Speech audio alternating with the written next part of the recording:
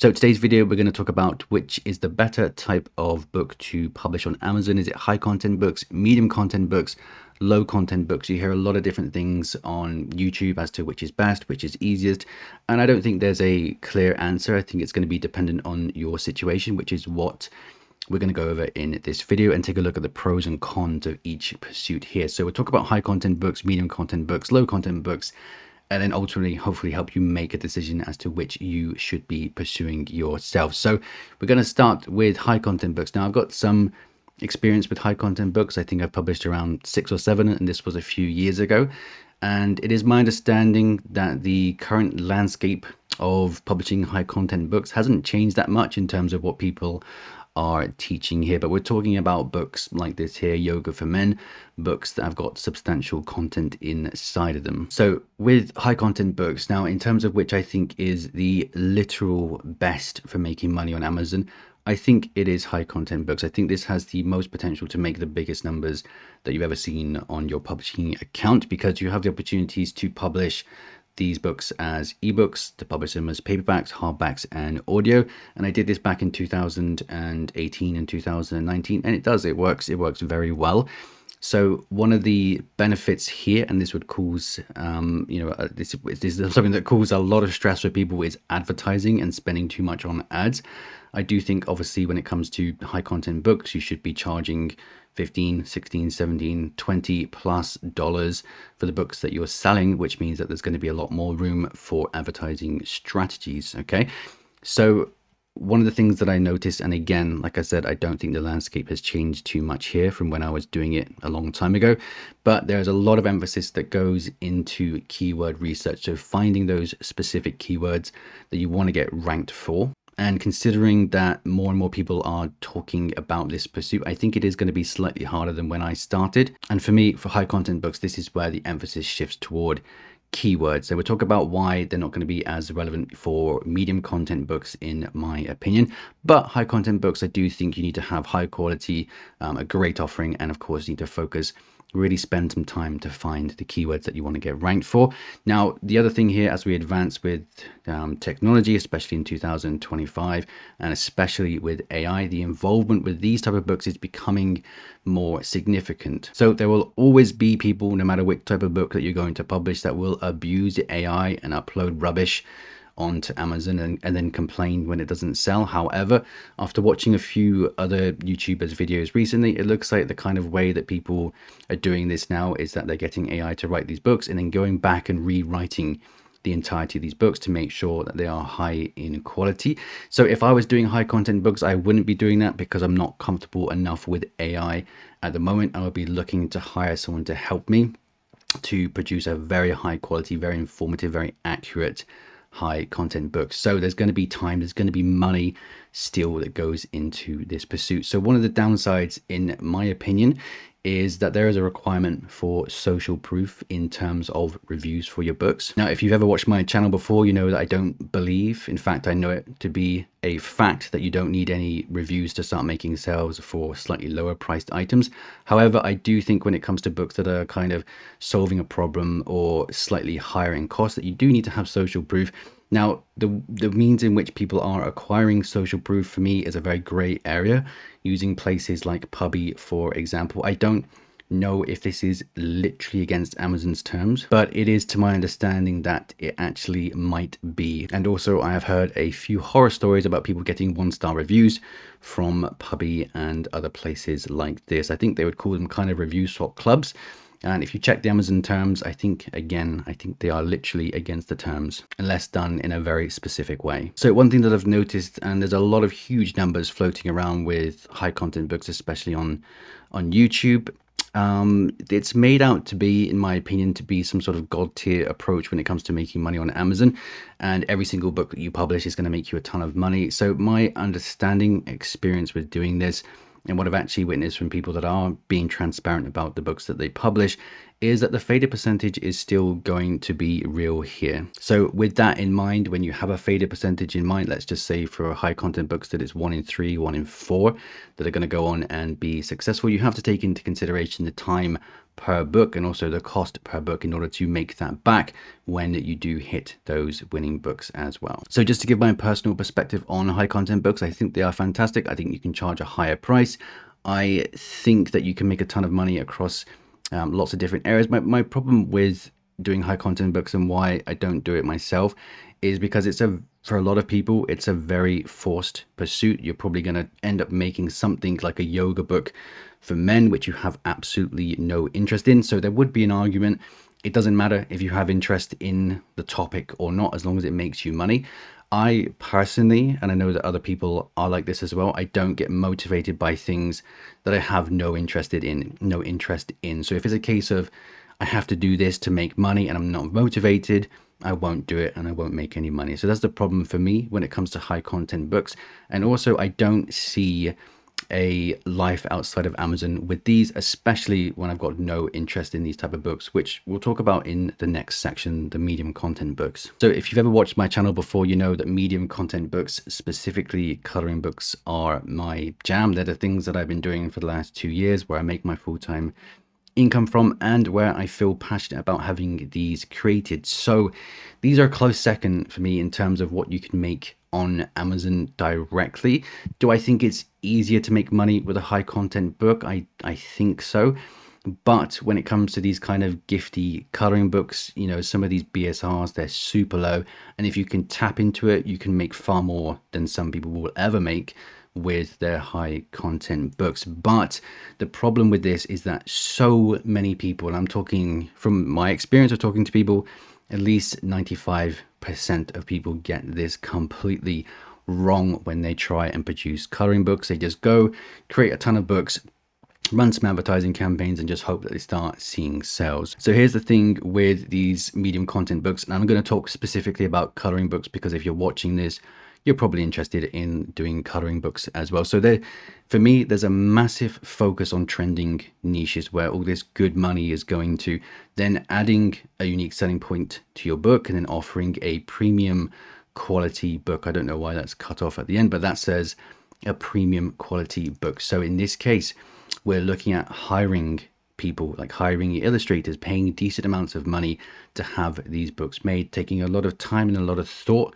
as to the angles that we're going after to make sure that we differentiate inside of these niches. Most people, when they're doing coloring books, they don't think about the trending niches, they don't think about the unique selling points, and they don't think about creating a premium quality product, which is why the vast majority of people get this wrong and don't ever manage to tap into these great amount of sales that you can make. So there's nothing wrong with doing a lower cost pursuit. So asset packs, for example, are quite good to get started. Using AI again is quite good to get started, and if you know AI, then that can be very good. But again, most people don't know how to do AI well. And at that point, there becomes more of a shift back toward a slight increase in volume of the books that you put out there, plus again really focusing on your niche and keywords to make yourself stand out. So what I'm talking about here is getting into these mega ultra competitive niches that everyone wants to get into, but hardly anyone has any success other than Coco Wild, Vivi Tinta, Jade Summer, and the likes. Okay, so believe it or not, it is not that hard to take your current offering, especially if you're doing coloring books, and kind of bridge this gap between yourself and the likes of Coco. Well, I know some people are going to try and call me out for bullshit on this. I actively do this myself. Inside of my membership, I show every single book under my main pen name that I publish, so people can actually see that I'm doing this myself and how I managed to put unique selling points onto things, the quality of the books, the advertising spend, etc., etc. So just to give you an example, when I think, you know, if you're going to talk about a certain type of book, you have to walk the walk as well. I published one of these kind of viral, very competitive books back in November the 24th, was it perhaps?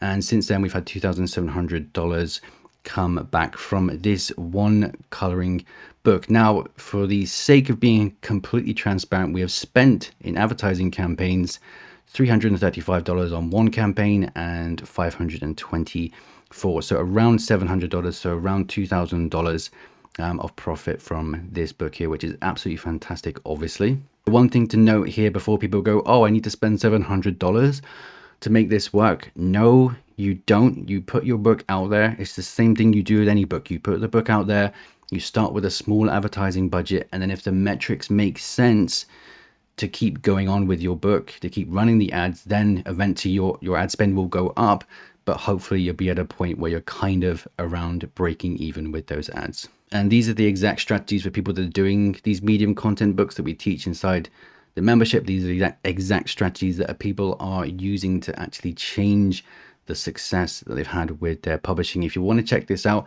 if you want to get involved in the membership, we got all the course content, we got live calls, we got everything you could want to get going with this. You're going to check it out at chrisraydog.com. It's going to be linked in the description below. To be completely clear as to what the Raydog membership is offering, if you are someone that likes learning from courses, we do have all the course content here. This is not stuff that's repackaged from YouTube. It's completely unique to the membership, much shorter to the point videos here with advertising, keywords, pretty much everything you could want if you like course content. Now, some people don't like course content, which is why we have the Raydog seller room.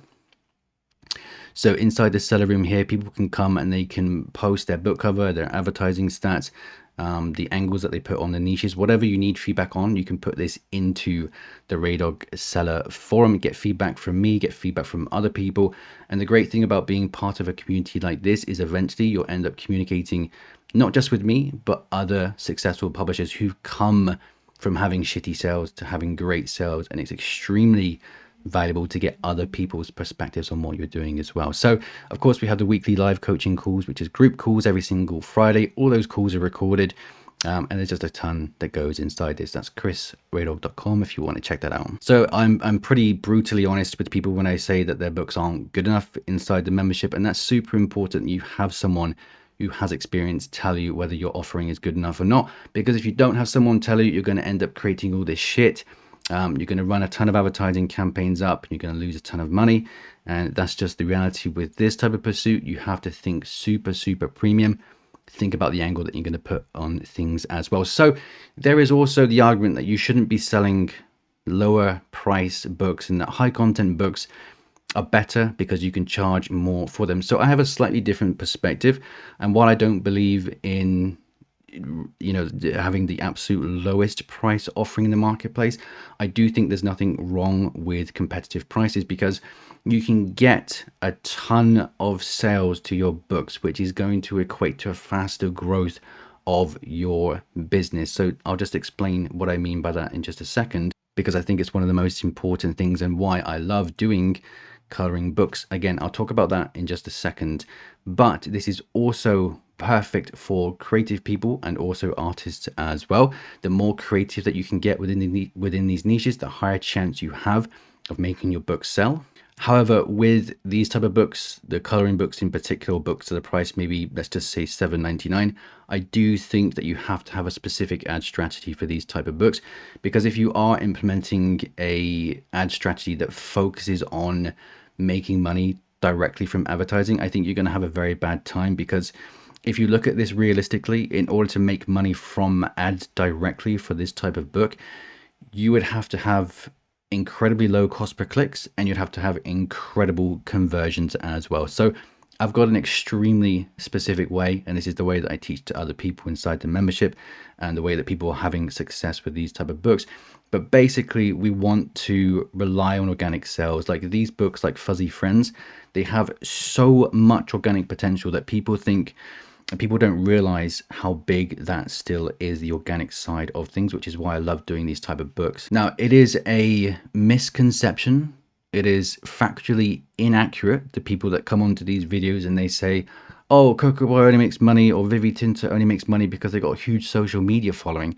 Whilst that is obviously true, that does contribute to sales, it is not the determining factor when it comes to making big sales for these type of books on Amazon. The traffic on Amazon is still extremely large for these type of books. So for me, it's not a case of I'm not going to bullshit myself and say I can't do something because someone's got a bigger social media following than me. It's not the case, right? We have to go into areas and publish in certain ways that have been proven to work, okay, and not just make assumptions based off of stupid YouTube comments, which again leads me to the whole saturation thing. In fact, people have been saying these type of books have been saturated for years, like years and years and years. People have been saying this has been saturated, and I look at this as a good thing. I would say this is maybe a contrarian perspective, but these type of books, they have so much traffic going to them. And just to use an example here, one of the things that people don't consider, now let's just assume that this is a Coco Wire book, it's not. One thing people don't consider is the amount of people that will purchase one book and then go on to buy other books in a similar niche. So for example, you can see here this type of happy place coloring book. You'll be able to see that people will come to this and they will actively buy other books as well. And it's not just Coco Wire books. Like, I have seen my books turn up in these sections here, and also the customers who also read this section as well. And this is one thing that we miss out on massively when it comes to doing like keyword research and things like this. We think about keyword placements, but we don't ever think about these recently bought together and customers also read sections as well. So when it comes to like Coco Wire getting tons and tons and tons of traffic, I actually look at this in the sense that this is an opportunity. The more people that come into these niches and do well, the more chance I have of my books, if they're in a similar niche, to show up here and people will buy these. And just to continue this rant for a second, I've gone into TikTok and Instagram and YouTube and all those short form video content platforms. And when you watch people do this, when you watch them do the whole coloring book, the ASMR thing, unboxing thing, they usually have more than one book from more than one company. Okay, people love to collect these books. People love to get similar books in similar niches. They just love it. People go and they will buy multiple books. So that's why when we do this way, we do tap into these kind of trending niches, but we offer something people have never seen before. That is important. So the last thing that I wanted to touch back upon was the faster growth of your business. So I'm going to get called out on this, but unpopular opinion, I don't think publishing books on Amazon is a real business. I think, yes, you can treat it as a business. However, I think it should just be a slice of your business. Now, when we talk about financial freedom, predictable income and things like that, is this necessarily the most safest approach that we can take, just selling on Amazon? Probably not. So for me, to be safe for my future with this pursuit and the brand that I'm working on, we need to be doing things like collecting emails. So when we have competitive prices and we're selling a lot of those books, we can actually grow our email list faster, which means that we're growing our business faster. The faster that we grow our email list, the quicker we can become non-reliant on Amazon sales. Inside of the Raydog membership, we record all the live calls and I talk about this as and when I'm doing things. So I don't have course content on this at the moment, but at the time of recording this, we have had live calls where we talk about breaking free from Amazon in 2025 based off of my own results that I'm having with my own brand store. So in terms of growing, how I'm actually collecting these emails, the structure that I go for using QR codes, and the offering to get people to sign up onto the list. But if you're going to go this medium content route, then this is something that you should seriously consider. Seriously consider using a QR code, giving us something away for free, and then building up your email list. And it feels like it takes a long time to do something like this because Amazon has become like a kind of dopamine hit for people. Like, you can go publish a book, run ads to it and see sales almost, instantly. Within a week, you can start seeing some sales. Whereas building up an email list, it's a longer pursuit, but in the long run, it's probably almost definitely going to be much more rewarding financially and otherwise. So yes, this is my favorite pursuit, doing the medium content books, specifically the coloring books. Again, if you want to check out the Discord or join the membership where other people are doing this as well, you want to be a part of the small percentage of people that are doing this the right way, feel free to check it out at chrisraydog.com. But with that in mind, let's talk about low content books. So I've been through the low content book route in 2019, I think it was. I think I published maybe 300 to 400 low content books, and only one or two of them started seeing decent sales. And it was more of a pursuit of I guess it's like I need to make money fast. This is the easiest way to make money. And in fact, it was actually the hardest way for me. I spent a long time publishing these books, making my account look messy, increasing the risk of my account getting in trouble. And I do think they are the worst type of books for making sales on Amazon, because you can only offer a certain type of book. There's not that many angles that you can put onto it, unique selling points. And obviously everybody knows about these, making them heavily competitive, which usually comes from misleading opportunities. So these misleading opportunities, I'm talking about YouTube videos in particular, that tell people they can make easily $2,000 a week from publishing these type of books. And then when people realize that they can't do it, they get demotivated and they quit. So it is just my opinion that these type of videos that severely misrepresent the opportunity that is publishing these type of books, this is the worst advice that you can take from people. And again, it's got to be, we got to look at things that have been consistently proven over the years to work. And unfortunately, maybe call me a hater, but I don't think I've ever seen a single person contribute their success to purchasing some fancy low content book creating software and seeing any sales at all. So I know people are making sales for these type of books.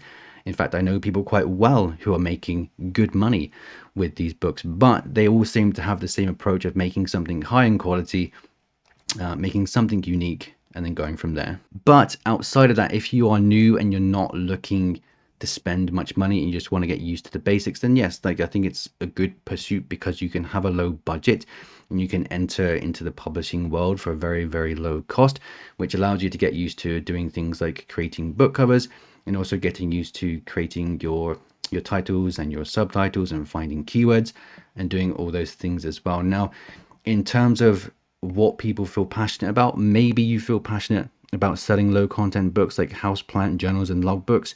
I don't think that's particularly rewarding at all. Maybe you do, which means you could possibly build something from there in the same way that you would that I would for a medium content book. But I don't know. I don't think these people exist, is what I'm saying. I think people just jump onto this like it's a get rich quick type of scheme. With that in mind, which is going to be best for you? So there are certain considerations here, because not everyone's going to be the same. We're going to talk about your budget and your desires. So if you are on a low budget, then it makes perfect sense to create low content books. Now, if you're going to do low content books, there is probably going to be some volume in mind here, but this was more of a pursuit for 2017, 2018. People were having more success with this.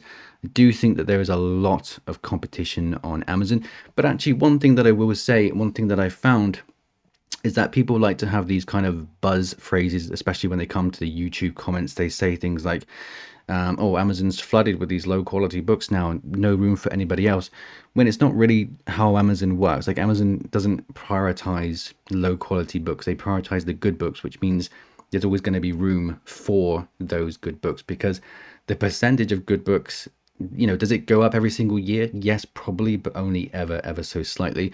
I don't want to talk about the saturation thing, because it's something I feel strongly about, and I think it's something that people do use as an excuse. So if you have a kind of medium budget, I would look toward premium hand-drawn coloring books. So looking at spending $400 for the interior of your book. Now, I do this in a very specific way, where I hire illustrators on an hourly rate, and I kind of do this where I make a template for them with AI, so that they don't have to go through the sketching process, which allows me to have the book created at a lower cost, but also allows the designer to have more project and more work from me as well. Again, I talk about that inside the membership, but that's exactly what I'm doing. And high content books, while I think you can go down the AI route, if you're not, then you'd look at hiring someone to do this. But again, it's going to be expensive. Your ads will probably be a little bit more expensive as well if you're running them for a very long time. But high content books, I do think, I think you can probably do it on a lower budget. I just think that most people are going to get caught out with the high content book pursuit and end up spending a lot more than they originally thought. And again, you have to also consider that you're not just thinking about the money that you spend, but you're also thinking about the time that you spend on these projects as well. So if you're going back and rewriting a ton of books, for example, it's going to take you time. Whereas if you're hiring someone to do, say, for example, the hand-drawn coloring books, then you can take a lot of your hands off of that side of the business and focus on the things that you can actually do yourself. So which is going to be best for you? I don't know. Which is the most rewarding and exciting and has the most growth potential? For me, it's going to be the medium content books here. And I tell people this, I tell people all the time that I love doing the medium content thing. I love working with illustrators. I love thinking about the book covers, coming up with a different text placement for the book covers. Love coming up with the unique selling points for the books and coming up with new concepts that people haven't seen on Amazon before. And doing things this way, actually, I meant to touch upon this earlier in the video, but it actually reduces a lot of the need to do keyword research, because the amount of keyword research that I put into coloring books is almost minimal. I just think of words that make sense for the niche that I'm getting into. And then I launched the book with advertising campaigns with specific ad strategies. And then if these books do well, they tend to take off and do very, very well, as you've seen from the results that I've had. Anyway, that's it for this video. I'll see you in another video very soon.